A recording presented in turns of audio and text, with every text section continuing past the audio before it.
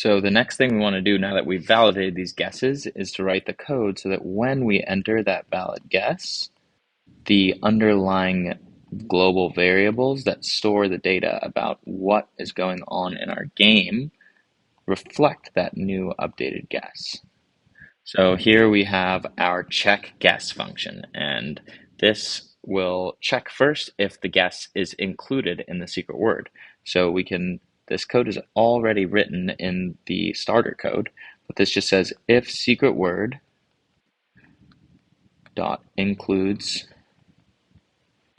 guess. This says, does our secret word include the letter contained in the string guess? So, for example, if we have some secret word here, let's get a different color. If we have some box for our secret word, so this is our global variable secret word, and my favorite example, secret. It's like a password called password. And we can have some word, some letter for our guess, and this could be the letter E. So secret word here corresponds to secret word, and guess corresponds to guess. And so secret word dot includes guess will return whether an E, at least one E, exists in our secret word. And as you can see, there is an E here in our guess, and there's two E's in the secret word secret. So that means that this if statement will execute whatever code is held in it, which what we need to do is now we are going to loop over our word and replace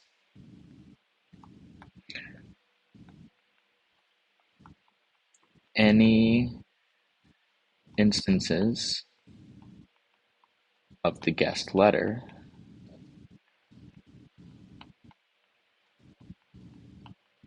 but we're not going to do that in secret word. We're going to replace the instances in current hint.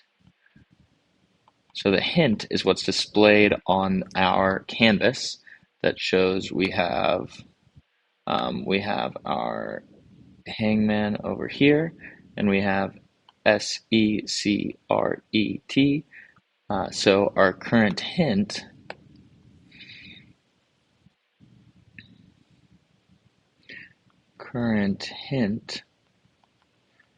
will be just the string of underscores.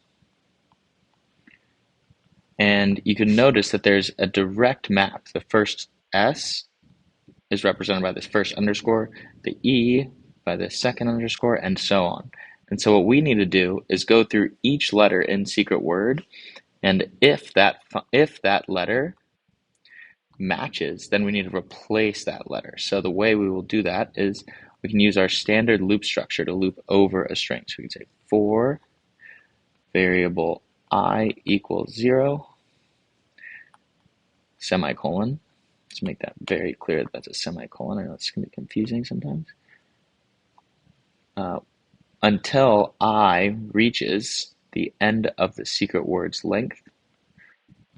And it actually turns out that the current hint and the secret word are designed to be the same length. So you could use secret word or you could use current hint dot length. And then we'll say go up one index at a time. So this will start and I will be equal to 0, which indicates that we are checking that first letter in secret word, the 0th letter in secret word. And then after that first iteration of the loop, we'll move on one more, check out the E, and so on. And what we want to do is we want to say if the character in secret word, so secret word dot char at index I, if secret word dot char at I is equal, remember this is really important that we need to use double equals to compare. Single equals assigns, double equals compares. If that is equal to the letter that we guessed, then we want to replace, and we can use our replace at function that is not a built-in. So we'll actually have to write the replace at function. which you the function would return a new string with that letter replaced in current hint. So we would update current hint. Current hint is now equal to replace at in current hint. We want to replace that same index we were comparing. So index I with the guess. Turn my notifications off here so you don't see about the stock market. Um, all right, so now we have our current hint equals replace the letter at index I with the guess in current hint. And so that would conclude the positive case where our secret word does include the guess. So I'll get set up for the next step, but then we'll run through this example. So let's say we have our two strings. 1, 2, 3, 4, 5, 6. SECRET. And we have our current hint, which at the beginning would just be a bunch of underscores. And so we can walk through this loop one step at a time, and we can start with our variable I, and when our loop starts, our variable I will be equal to 0. So this will say set I equal to 0 and check if I is less than secret word dot length. So this would be 6. So 0 is in fact less than 6. So we'll do everything inside of here. So then we will check secret word dot char at I. So our character at I equals 0. We can write our indexes in here. We have 0, 1, 2, 3, 4, and 5. So we can check our index 0, and we see that we have an S there, and our guess is E. S does not equal E, so nothing inside of here will run. We'll finish the loop and go back up to the top, add 1 to I, so I becomes 1, and we move on to the next step. Check, is E equal to E? Yes, it is. So then we do our replace at function. So that replaces, it takes this whole string and it replaces the character at index 1, that underscore, with an E. So our current hint now looks like this. We can update it here as well. And continue. That would conclude our loop here. Go back down to the bottom and up to the top. I now equals 2.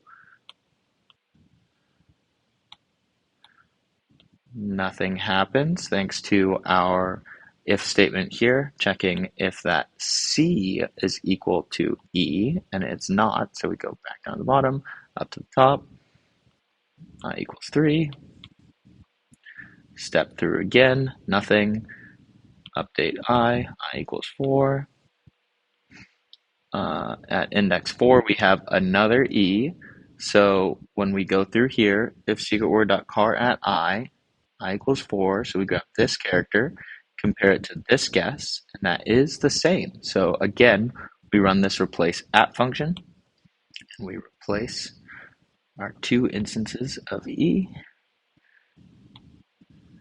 and then to complete this function, to complete this loop, we go back down, up to the top, I equals 5. Nothing changes this time because the fifth character in the secret word is a T. Compare that to our E. T does not equal E. Skip over this loop. Down at the bottom, update I.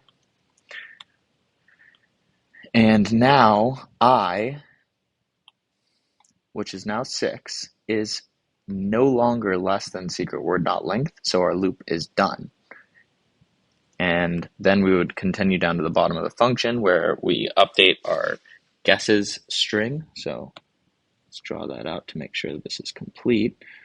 Let's save some space for whatever we're going to do in the else branch. And then in here, we would write, we already have in the starter code, we add to our guesses list, the main list containing all of our guesses, that guess, and then we update the guess label. That's really the current hint label. So update the current hint label will show on our Hangman display. This is done. On our Hangman display, we'll now see those E's pop up.